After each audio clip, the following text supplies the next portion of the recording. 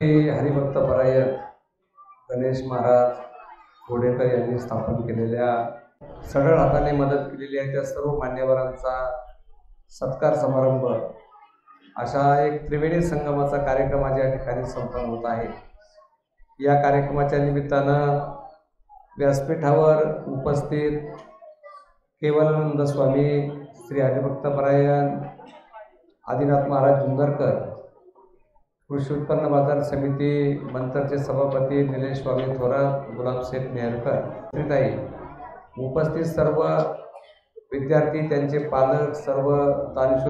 7 वर्षापूर्वी धर्माचं शिक्षण विद्यार्थ्यांना मिळावं केली आणि अगदी सुरुवातीला छोटी असणारी संस्था आज जवळपास 100 मुलं या संस्थेमध्ये शिक्षण घेत आहेत।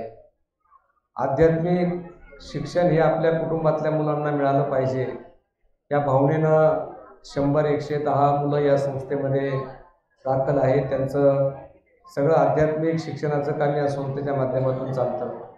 इथं आता निलेश भाऊंनी उल्लेख केला की गोरगरिबांची मुलं इथे या संस्थेमध्ये शिक्षण घेतात, पण असं मला वाटत नाही। 50 लाखाचा ज्या कुटुंबामध्ये बंगला आहे त्यांच्या कुटुंबातली मुलंसुद्धा इथे या शिक्षण संस्थेमध्ये त्या ठिकाणी भक्ती शक्ती गुरुकुलामध्ये त्या ठिकाणी आहेत। शेवटी मुलांना भौतिक ज्ञान तर मिळणं आवश्यक आहे, पण या भौतिक ज्ञानाबरोबर आध्यात्मिक ज्ञानसुद्धा आपल्या मुलांना त्या ठिकाणी मिळालं पाहिजे। जसं की आपल्या कुटुंबामध्ये एखादी व्यक्ती गेल्याच्या नंतर त्या कुटुंबाची जी काही भौतिक संपत्ती असते ती ऑटोमॅटिक त्या कुटुंबाच्या व्यक्तीच्या मुलांच्या मुलींच्या नावावरती होत असते। परंतु माझं मत असं आहे की भौतिक संपत्ती ही कायद्याने त्या ठिकाणी मिळणारी गोष्ट जरी असली तरी आध्यात्मिक ज्ञानाचे सुद्धा वारसदार त्या ठिकाणी त्या पुढच्या कुटुंबानं झालं पाहिजे। आपल्या कुटुंबाचा, आपल्या वडिलांचा, आपल्या घराण्याचा वसा आणि वारसा हा त्या ठिकाणी कुटुंबानं पुढं चालवला पाहिजे। हा उदात्त हेतू गणेश महाराज तुम्ही ठेवला आणि आज एवढ्या मोठ्या प्रमाणामध्ये इथं सगळे तालुक्यामधले जुन्नर आंबेगावच्या सगळे मान्यवर मंडळी या ठिकाणी आलेले आहेत। गणेश महाराज हे मला भावलेलं असं व्यक्तिमत्व आहे। आमच्याकडे नेहमी ते कार्यक्रमाच्या निमित्ताने येतात। आमचे श्री हरिभक्तपरायण विजय महाराज खाडे यांचे ते जवळचे मित्र आहेत आणि कार्यक्रमाला आल्याच्या नंतर त्यांच्यामध्ये जो स्पष्ट वक्तेपणा मला जाणवला, महाराज कदाचित तुम्हाला आवडेल का ना आवडेल मला माहीत नाही, परंतु तुकोबारायांच्या एका अभंगामध्ये जसं महाराजांनी वर्णन केलेलं आहे तसं तुमचं वर्णन तुम्हाला त्या ठिकाणी निश्चितपणे लागू पडतं असं त्या ठिकाणी माझं मत आहे। धर्माचे पालन करणे पाखांड खंडन, हेच आम्हा करणे काम, बीज वाढवावे नाम।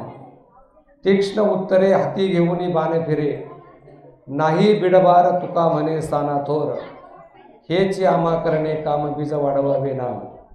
म्हणजे हे जे बीज वाढवावे नाम हे प्रत्येक त्या ठिकाणी प्रमाणाला ते लागू पडतं। गणेश महाराजांचं कीर्तन असू द्या, दसरेमधलं प्रवचन असू द्या, समोर किती मोठा माणूस बसलेला असू द्या, पण ते प्रवचनामध्ये आल्याच्या नंतर त्या ठिकाणी ज्या चुकीच्या गोष्टी आहेत त्या समाजासमोर त्या ठिकाणी स्पष्टपणे मांडणार आणि लोकांची त्या ठिकाणी दृष्टी त्या ठिकाणी लोकांना उघडी करून दाखवणार, हा त्यांचा स्पष्टतेपणाचा त्या ठिकाणी भाग आहे। मला महाराज सांगत होते जयश्रीताईंनी या भक्तिशक्तीच्या विकासासाठी 35 लाख रुपये दिले, पण गणेश महाराज घोडेकर महाराज ज्याच्या ठिकाणी प्रवचन करतात दसरेचं जे काही त्यांना मानधन मिळतं, त्यांनी मला सांगितले पवारसाहेब हे मानधन मी माझ्या कुटुंबासाठी कधीच वापरत नाही। म्हणजे दसरेच्या प्रवचनाच्या माध्यमातून जे मानधन मिळेल, कारण त्यांच्या जयश्रीताईंना पगार चांगला आहे, ते पण कीर्तनाच्या माध्यमातून जे काही लोक देतील तेवढ्यावर समाधान मानणारी ती माणसं आहेत आणि शेवटी हे संस्कार आईवडिलांकडून आपल्याला त्या ठिकाणी येत असतात। एक उदाहरण फक्त मी तुम्हाला सांगून माझे भाषण संपवणार आहे की आपल्या कुटुंबामध्ये आपले वाडवडील, आपण स्वतः कसं वागतो याच्यावरती आपली पुढची पिढी त्या ठिकाणी अवलंबून असते। 2000 सालची गोष्ट आहे। माझा एक नातू आहे, माझ्या मुलीचा मुलगा, तो आता इथं आलेला आहे शिबिराला। तर तो 2000 कोरोनाचा काळ होता, गुलाबशेठ तो गावाला पुण्याहून गावाला आला। त्याला मी म्हटलं बाळा आता तुला काही सुट्टी आहे, काही काम आहे का तुला? तर म्हटलं काही काम नाही। तो दुसरीला होता, फक्त त्याला वाचता येत होतं फक्त। त्याला म्हटलं तू हरिपाठ पाठ करायचा, 1 महिन्यामध्ये हरिपाठ पाठ करायचा. गुलाब शेठ 1 मेला मी त्याला सांगितलं, 31 मेला त्यांनी त्या ठिकाणी हरिपाठ पाठ करून दाखवला. मी त्याला सांगितलं, बाळा तू हरिपाठ पाठ केला, मी तुला 5,000 रुपये देईल. आणि हरिपाठ त्यांनी पाठ उभा राहायला आलाय तो इथं आता. उभा राहा बाळा तू. आता तो 7वीला गेलाय. महाराज तुम्ही कुठल्या हरिपाठामधला कुठलाही अभंग म्हणा, कुठल्याही त्याच्या तू बरोबर तुम्हाला त्या ठिकाणी सांगणार.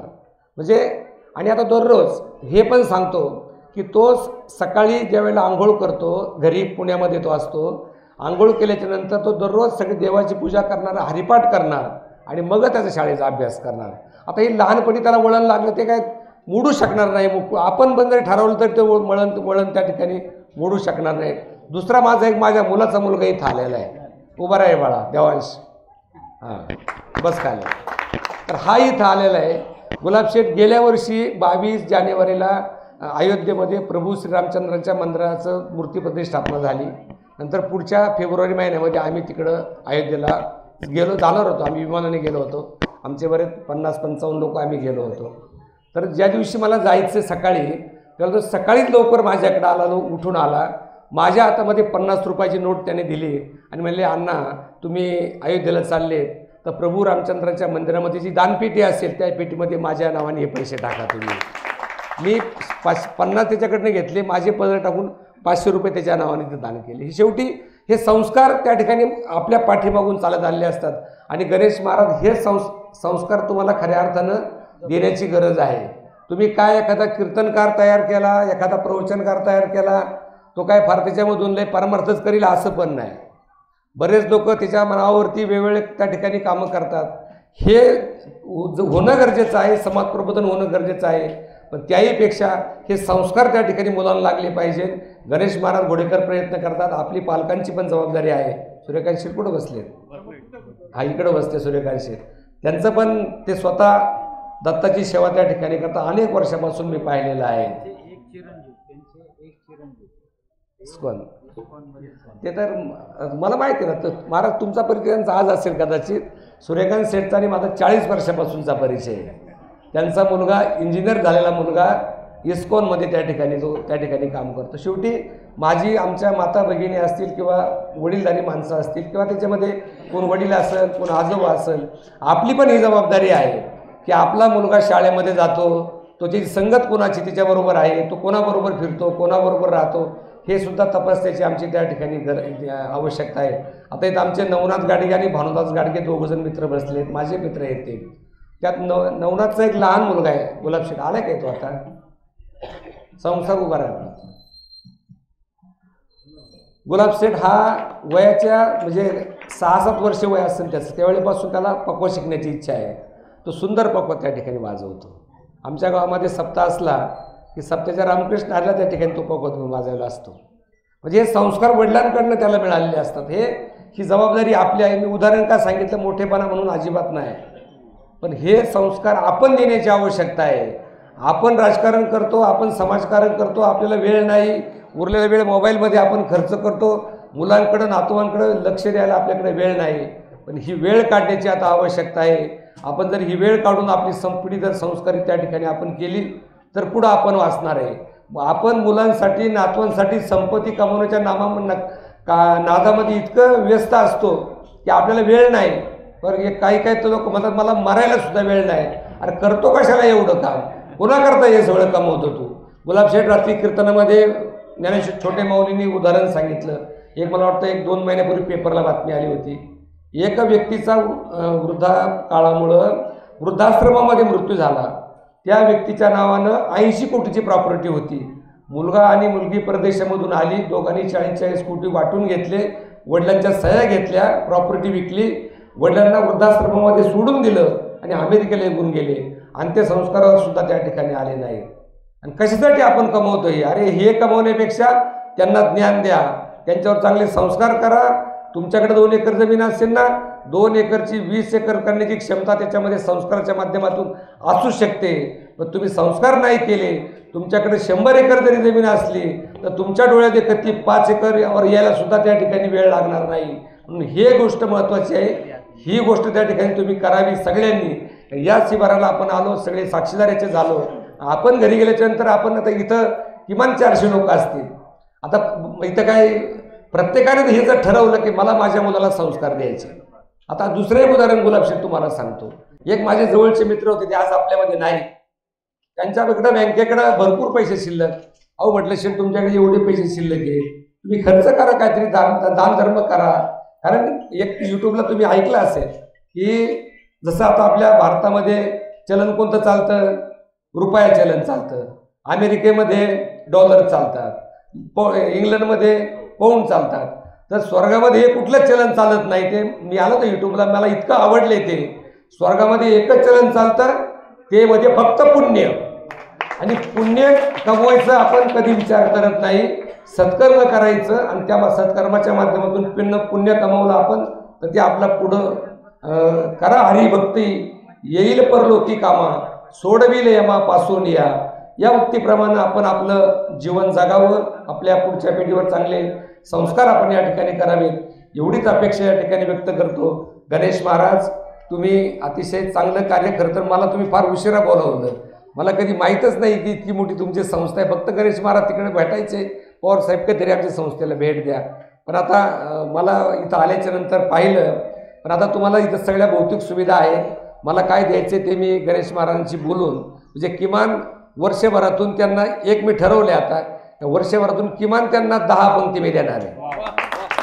10 पंक्ती वर्षभरातून, 5 पंक्ती आमच्या कुटुंबातल्या आणि 5 पंक्ती माझ्या मित्रमंडळींच्या. त्या ठिकाणी सकाळची एक पंगत असेल आणि संध्याकाळची एक पंगत, अशा 10 पंक्ती त्या ठिकाणी गणेश महाराज मी तुम्हाला देईन. एवढंच या निमित्तानं सांगतो. तुमच्या या कार्याला जयश्रीताईंसाठी एकदा टाळ्या वाजवा. अरे, स्वतः IT इंजिनियर असून स्वतः कंपनीमध्ये काम करून 35 लाख रुपये ज्या भगिनीनं या गुरुकुलासाठी दिले, इतकं महान कार्य ताई, तुमच्या कार्याला तोड नाही. एवढं कुणी करू शकत नाही. कोरोनाच्या काळात असेल किंवा नोटाबंदीच्या काळात आमच्या महिला भगिनींच्या मडक्यामध्ये डब्यामध्ये भरपूर पैसे सापडले. ते पैसे बँकेत जमा केले, पण पुढं दान धर्माला किंवा चांगल्या कामाला तुम्हाला त्या ठिकाणी खर्च करता आले नाही. पण आमच्या जयश्री त्यांनी एवढी मोठी रक्कम दिली. इतकं महान कार्य आहे तुम्ही त्या ठिकाणी केलेलं आहे. आणि ही मुलं काही लोकांची नाही, माझीच मुलं आहेत हे समजून तुम्ही हे दान या ठिकाणी केले. तुम्हालाही मी शतशः प्रणाम या ठिकाणी करतो. आणि या शिबिराला आणि भक्तिशक्ती गुरुकुलाला मनपूर्वक हार्दिक शुभेच्छा व्यक्त करून मी माझे दर्शक त्या ठिकाणी संपवतो. जय जय रामकृष्ण.